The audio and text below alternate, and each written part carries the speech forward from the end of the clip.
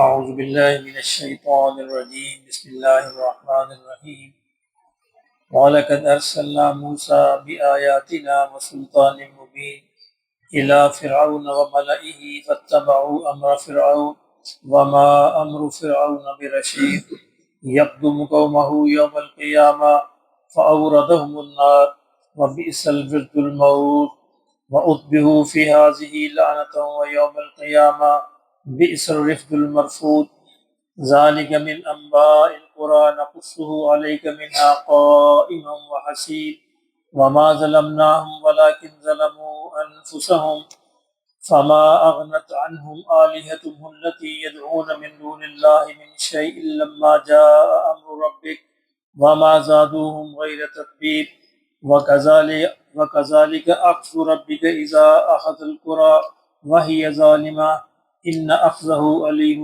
شديد إن في ذلك لآية لمن خاف عذاب الآخرة ذلك يوم مجموع له الناس وذلك يوم مشهود وما نؤخره إلا لأجل معدود يوم يأتي لا تكلم نفس إلا بإذنه فمنهم شقي وسعيد فأما الذين شقوا ففي النار لهم فيها زفير وشهيق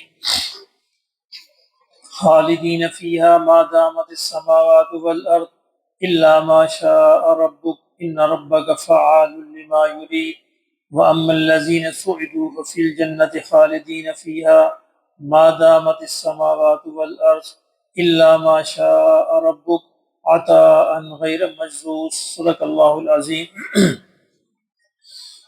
فرمایا وَلَقَدْ أَرْسَلْنَا بے شک ہم نے بھیجا موسیٰ علیہ السلام کو بِآیاتنا اپنی نشانیاں دے کر وَسُلطان مبین اور ایک بڑی واضح کھلی نشانی دے کر۔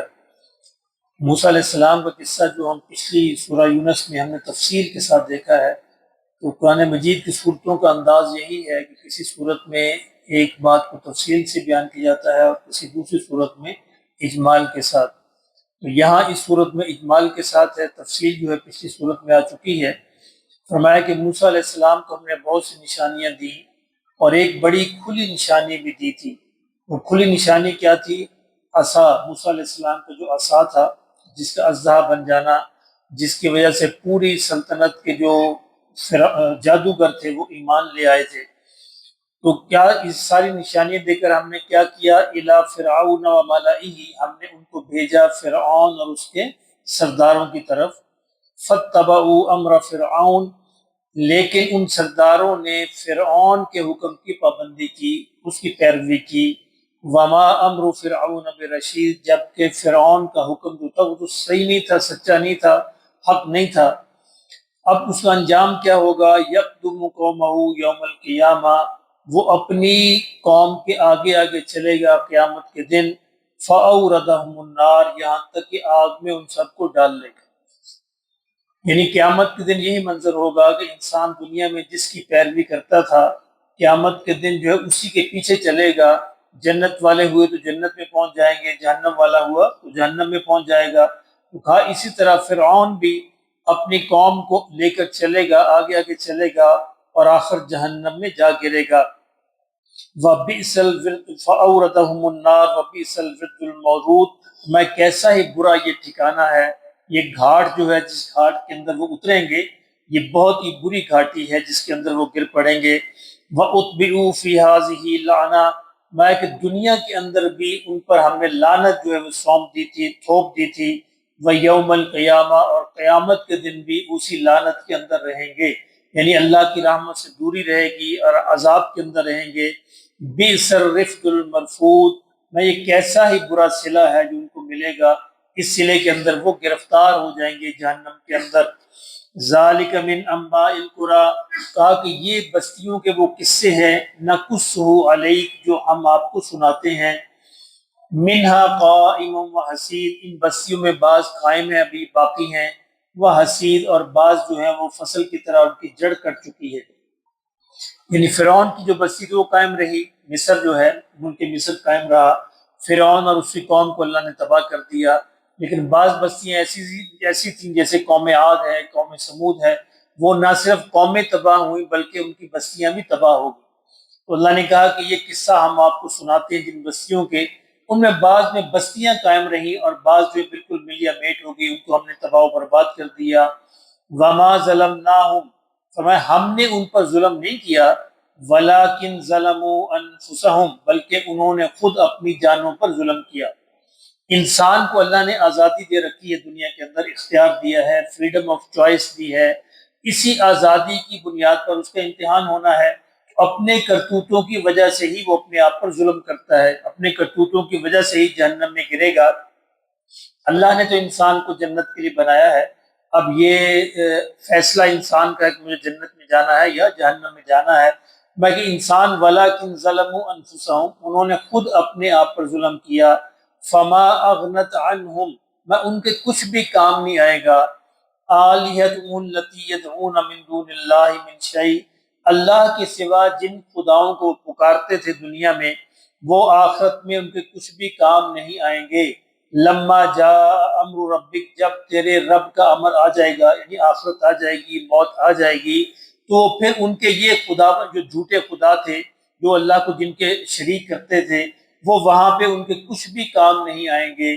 وما زادوہم غیر تتبیب، اور وہ ان کی تباہی کے اندر ہی اضافہ کریں گے، یعنی یہ جو جھوٹے خدا جو ہیں وہ کچھ بھی نہیں کریں گے مگر یہ کہ ان کی تباہی اور بربادی اور عذاب کے اندر اضافہ ہی کریں گے۔ وَكَذَلِكَ أَخْذُ رَبِّكَ، میں کہ لوگوں دیکھ لو، یہ ہوتا ہے تمہارے رب کی پکڑ۔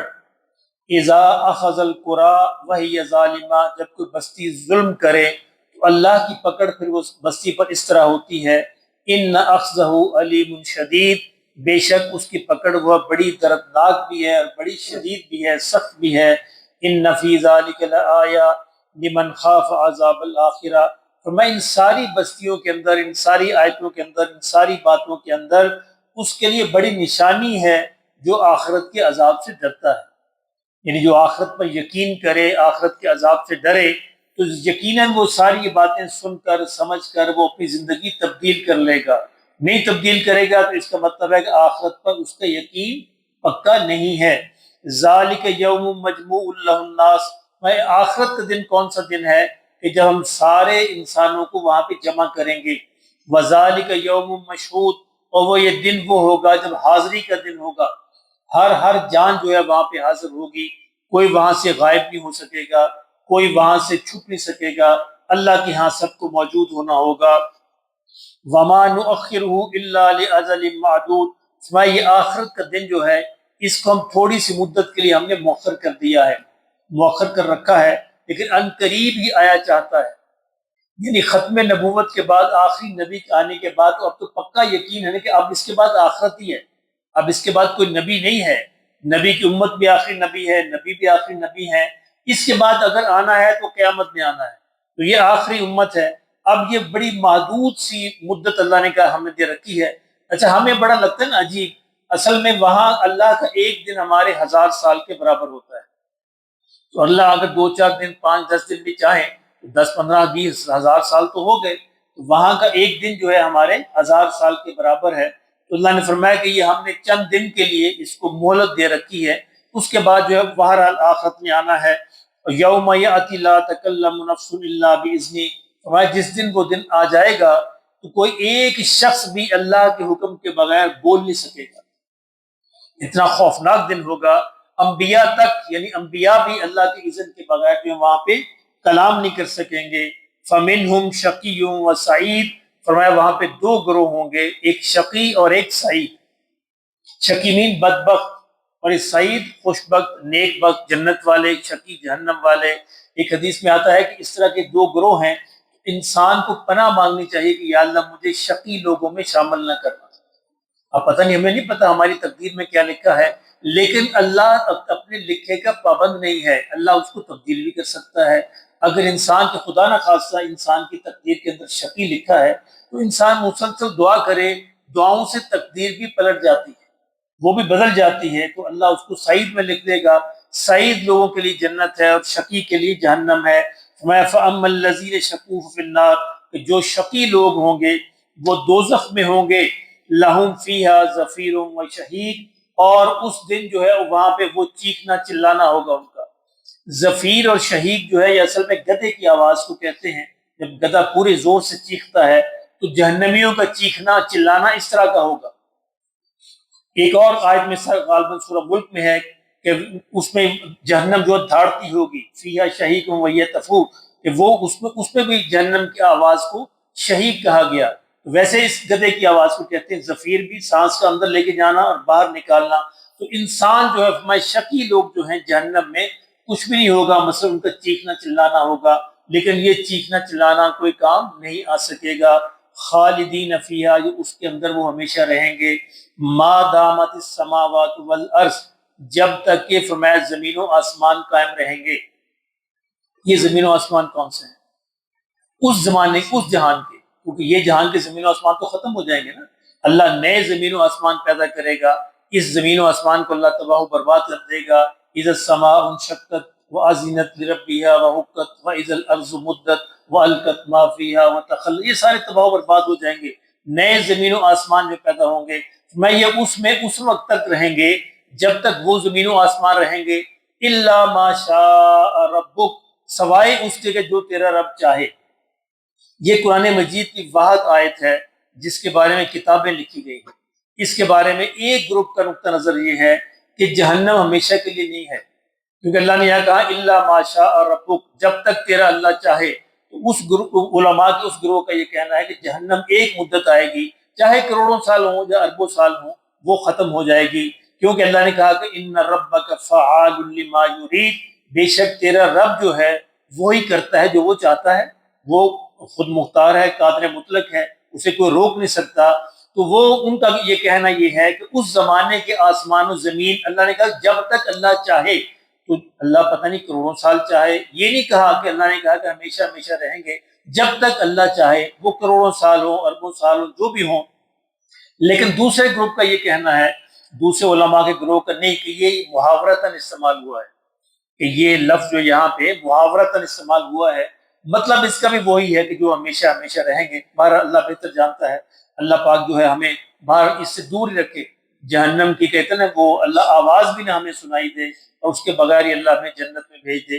وَأَمَّا الَّذِينَ سُعِدُوا، اور فرمایا جو لوگ جو ہے سعید ہوں گے، نیک بخت ہوں گے، فَفِي الْجَنَّةِ خَالِدِينَ فِيهَا، تو وہ جنت میں رہیں گے ہمیشہ ہمیشہ. لیکن وہ ہمیشہ کیا ہے؟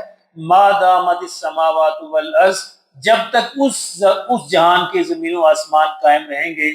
الا ما شاء ربک، سوائے اس سے کہ جو تیرا رب چاہے. یہاں بھی یہی شرط لگا دی، لیکن اس میں ایک فرق کیا. عطاء ملا ما شاء ربک عطاء غیر مجزوز، تیرے رب کی عطا کبھی منقطع نہیں ہوتی.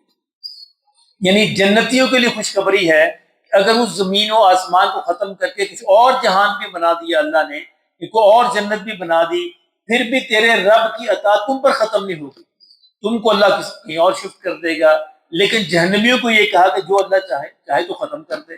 اب اس سے کچھ علماء نے یہ سمجھا کہ جہنم چاہے کروڑوں اربوں سال کے بعد ختم ہو جائے گی، لیکن جنت ختم نہیں ہوگی، اس کی شکل تبدیل ہو سکتی ہے کہ اللہ کو اور شکل دے دے، ان جنتیوں کو اللہ وہاں پہ شفٹ کر دے. کیونکہ اللہ نے کہا کہ عطا غیر مجزوز، تیرے رب کی عطا کبھی ختم نہیں ہوگی. لیکن وہاں پہ لیکن جہنم کے بارے میں یہ کہا خالدین فیہا الا ما شاء ربک ان ربک فعال لما یرید، جب تک اللہ چاہے، اور تیرا رب جو چاہے وہ کرتا ہے، وہ قادر مطلق ہے. اللہ پاک ہمیں جہنم سے پناہ نصیب فرمائے.